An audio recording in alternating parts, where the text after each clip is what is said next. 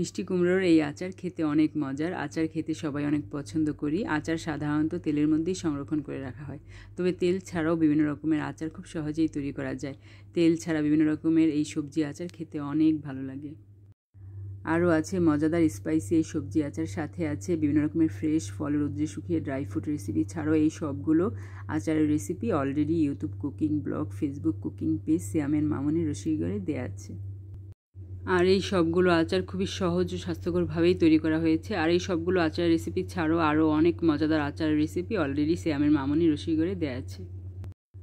Tomato দিয়ে মজাদার এই চাশনি সালাদ, ভাত, খিচুড়ি, পোলাও সব কিছুর সাথেই খেতে খুবই ভালো লাগে এবং লাল মরিচের ঝাল মিষ্টি এই 2 রকমের আচার অসাধারণ স্বাদের।